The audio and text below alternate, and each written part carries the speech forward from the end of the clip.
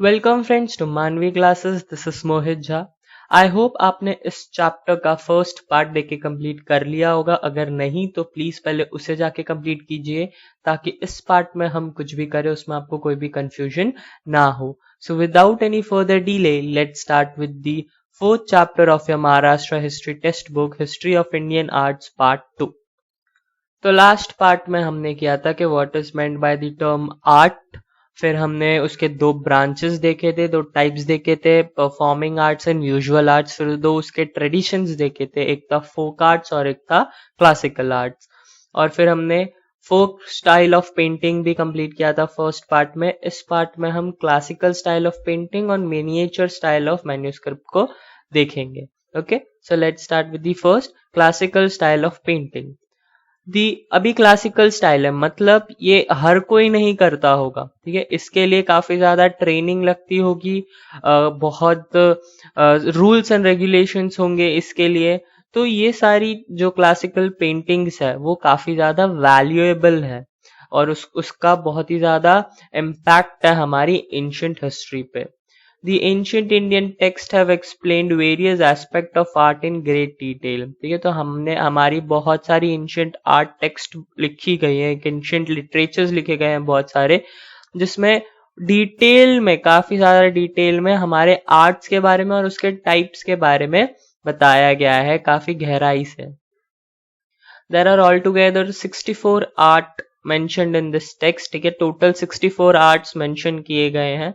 There are 64 types of different arts। The art of painting is mentioned as Alekhyam और Alekhya Vidya in this।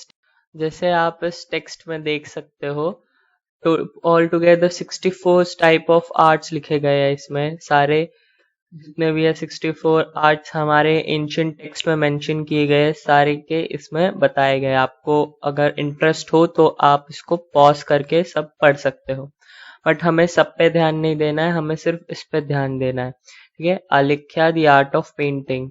तो art of painting के बारे में भी इस टेक्स्ट में हमें बताया गया है।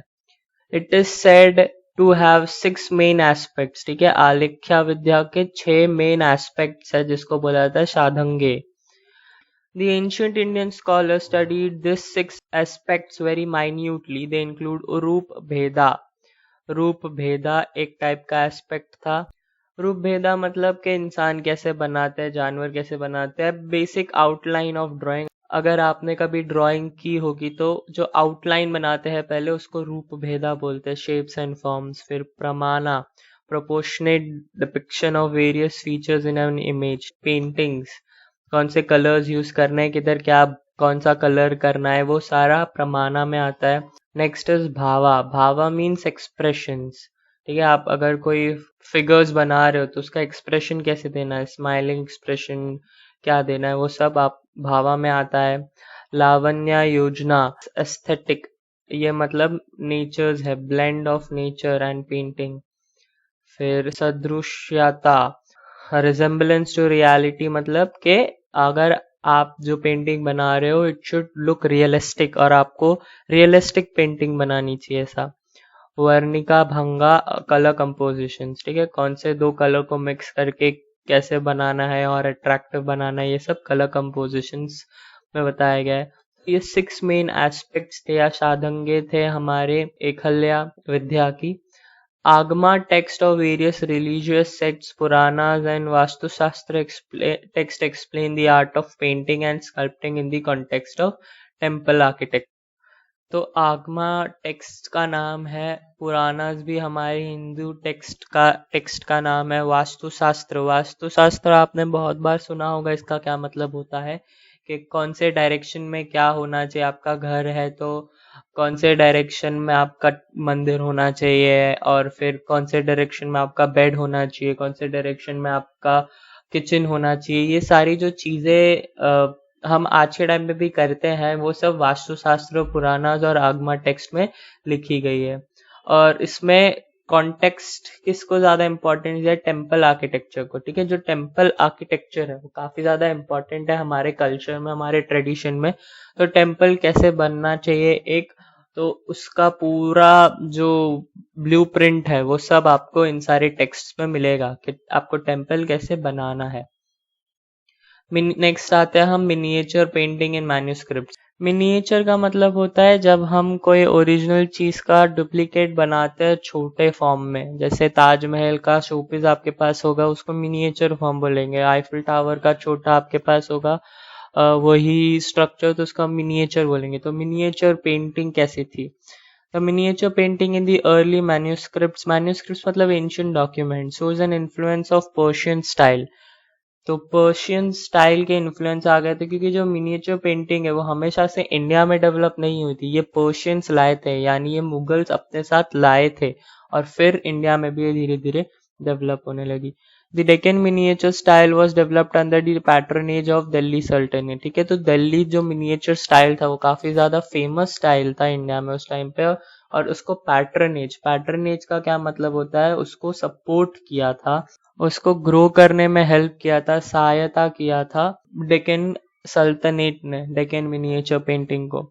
During the rain of the Akbar the great Mughal emperor के टाइम पे the Mughal miniature style showing a blend of Indian and Persian style was developed। तो जब अकबर का टाइम आया था, जब अकबर एम्परर थे मुगल के, तब इंडियन मिनिएचर पेंटिंग और पर्शियन मिनिएचर पेंटिंग दोनों ब्लेंड हो गए थे। ब्लेंड मतलब मिक्स हो गए थे। ठीक है, तो उन दोनों का मिक्सचर के बाद जो बना वो एक नया अलग ही स्टाइल डेवलप हुआ था।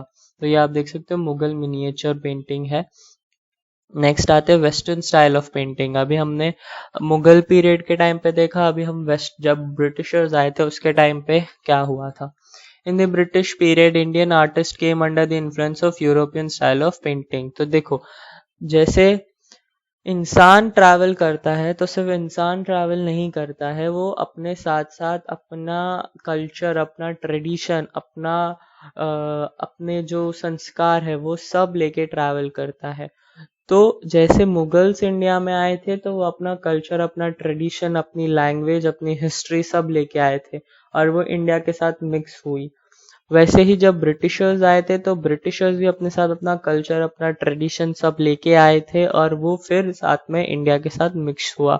तो इंडियन जो स्टाइल है वो मिक्सचर है बहुत सारे डिफरेंट कल्चर्स का, बहुत सारे डिफरेंट ट्रेडिशंस का। ठीक है, तो यूरोपियन स्टाइल ऑफ पेंटिंग से हम इन्फ्लुएंस हुए थे।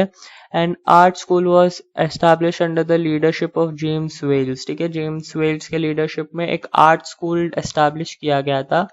जेम्स वेल एक स्कॉटिश आर्टिस्ट थे, स्कॉटलैंड के एक आर्टिस्ट थे। स्कॉटलैंड एक कंट्री है इन दी time of Sawai Madhavrao Peshwa in Shaniwar Wada.